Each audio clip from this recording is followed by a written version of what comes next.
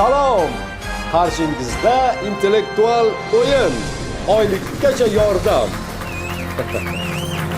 Ha, bizda YouTube millioner bo'lmaysiz, har holda oylikgacha quruq qolmaysiz. Bizda ilk mehmon, ko'p yillik mehnatkash, tajribali inson, marhamat tanishing, Kirakash akaxon. Birinchi raunddayoq qulaydi otaxon. Chumoliday tinim bilmagan, biz kim asfalt yo'llarining naqshi, biz kim ko'plar ko'zga ilmagan, oddiygina kamtarin taksi.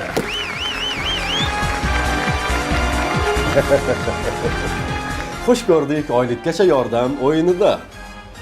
Rahmat, bir omadimni sinay devdim-da. Bizda birinchi savol. Tayyormisiz? Tayyor. Kirakashlar qancha topadi oyiga? Faqat non choyiga 5-6 million so'm, 5600 so'm. Xudoni bergani? Shukr, kelib turibdi nasiba degani. Rizqimiz topyapmiz, Xudoni bergani. Ofarin, bu ikkinchi raundga o'tdik degani. Yo'llarda qayerda chuqurcha, radarlar ko'pligin. Bilaman, variantsiz ham ayta olasiz, ammo savol boshqa. Hozir bilasiz. Xabaringiz bor, aprel oyidan boshlab yoqilg'iga faqat kartadan to'laysiz. Xo'sh, kartaga pul tashlash uchun eng arzon va qulayi topingchi qayerdan? Paynetdan, bankomatdan, bankdan, tanish bilishlardan. Paynet juda qimmat. Bankda navbat tirband. Ba'zi ustiga ular ham tekinga solmaydi. Bankomatlar hammasi ham naqd pul olmaydi. Bunday vaziyatda beg'urbat, beminnat, tanish bilishlardan qulay bo'lmaydi. Bu javob to'g'ri va u sizni keyingi bosqichga yo'llaydi.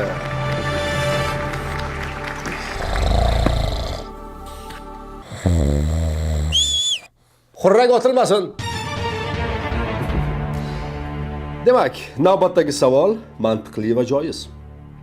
Paynet to'lov terminallaridan o'tkazma uchun haq toping necha foiz? 1%, 2%, 3%, 5%. Befoiz degani biz uchun ertak. 1%lari ham xom xayolu cho'pchak. Nafslari bobomni xorjin xaltasiday. 3% oladilar, otni kallasiday. Javobingiz to'g'ri. Bu ochiq haqiqat.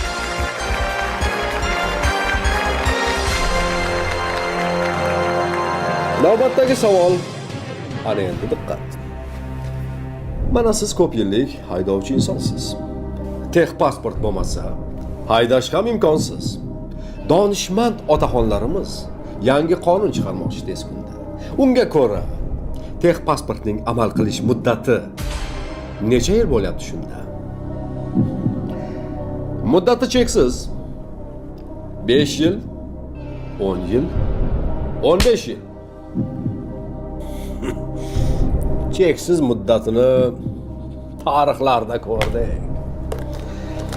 Hozir 10 yil bo'lganda ham mayli, harna derdik. Xalqni yugurtirib, nafsiga qullar. 5 yillik qilmoqchi, texpasportni bular. Nima ham derdim, menga afsuski shunday. Javobingiz to'g'ri. So'nggi savol bunday. Chetdan qaraganda savol juda sodda. Lek ehtiyotkorona javob kerak bunda. Katta ko'chalarning o'rtasidagi panjaralar bultur olib tashlandi. 1 yil ham o'tmasdan o'sha yo'llarga yana qayta panjara o'rnatish boshlandi. Diqqat, endi savol. Bir o'ylab ko'ring. Holatga mantiqan to'g'ri izoh bering. Davlatning pulini behuda sovurish bu. Soliqlar havoga uchayotganiga dalolat ish bu. Davlat qashshoqlashib qolmaydi deb o'ylayman. Siyosatga aralashmayman.